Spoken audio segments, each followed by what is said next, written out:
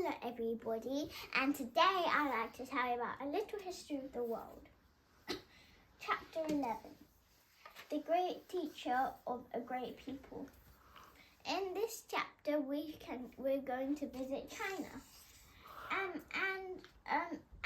In the author's time, everyone thought they were at the other side of the world. They pictured China as Chinese men with long plaits down their backs and artful gardens.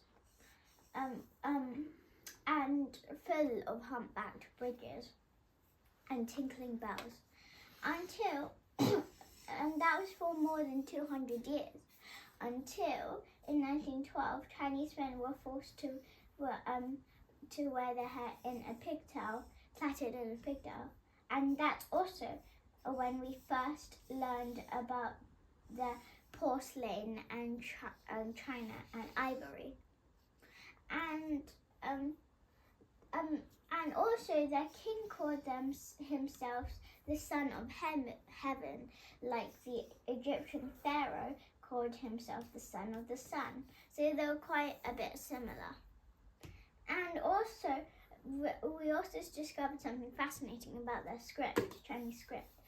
And since it was a huge, and they had many provinces, and they had many princes, and just one king, but they had many princes, and their kingdom was so vast, and it was bigger than the whole of Egypt, and the Babylonians, the Assyrians, and all of them put together, and China.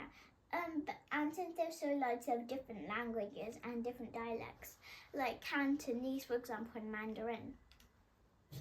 For example,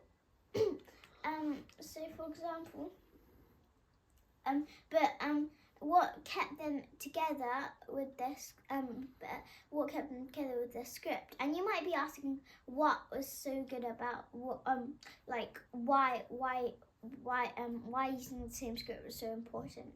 It was because anyone could understand what it meant, even if you weren't from that culture.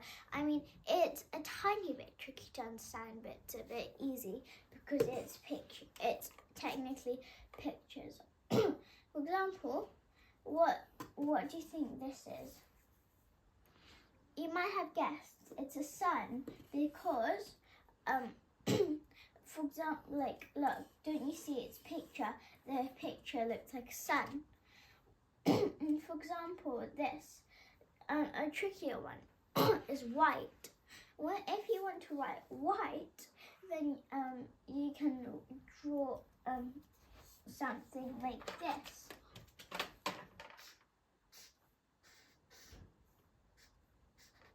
Because like that is, for example,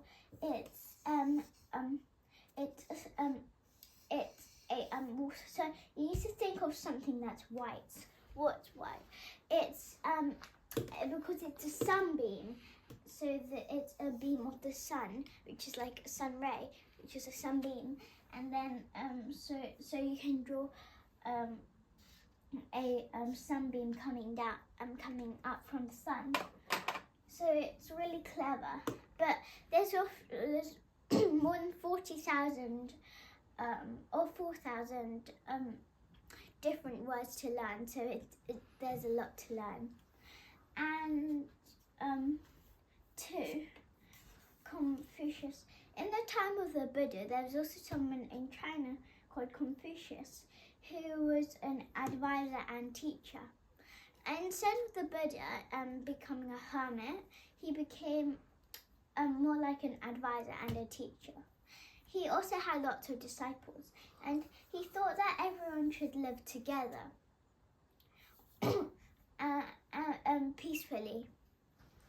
Confucius had a very good opinion of humanity, as he said that everyone was born honest and good, but that bad people were turned bad because of their past. And he said, to make sure we didn't lose them to badness. Evilness. So that's what he said. That's why we have families. He said. So, for example, the family is that someone someone who obeys and cares for his family will treat others the same way he treats his parents because he's been so used to it, and who also cares and obeys his parents. For example, the family with its for Confucius, the family with its brotherly, sisterly love and love and respect for parents was the most important thing of all. This to him, he called it the root of humanity. It may seem that he was teaching something that was very obvious, and that was exactly his goal. He wanted and aimed to teach something that was easy to understand and that everyone would be able to understand. And perhaps that's why he was so successful. And number 4. You might be thinking there aren't that many people there weren't any people who were really similar to the Buddha, or except Confucius. Well, there is, and he was more close to the Buddha as Confucius was. And Confucius, I forgot to mention, Confucius wasn't like the Buddha. He grew up in hard times, in a family who had hard times, fell on hard times, and the Buddha was really rich, so it was different. Lao Tzu was high official, but became tired of people in court. So he resigned his job and retreated to the mountains in the frontier of China to be a hermit. And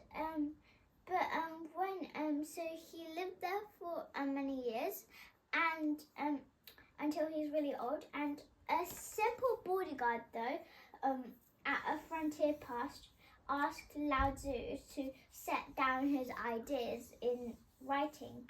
So before he left the world of men. So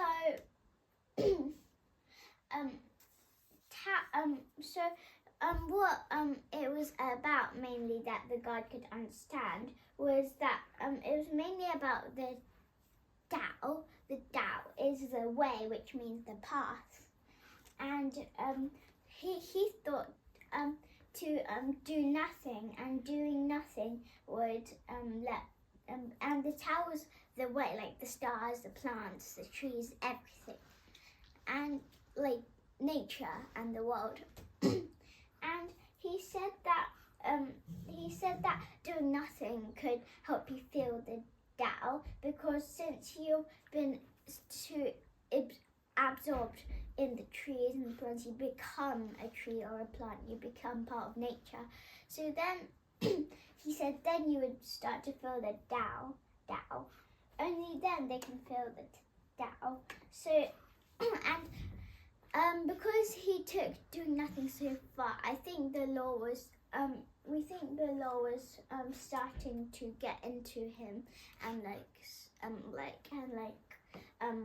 and he felt it. And so in this chapter we talked about China and all the people to do it. Not all, just some of the people. And that's all for today. Bye bye.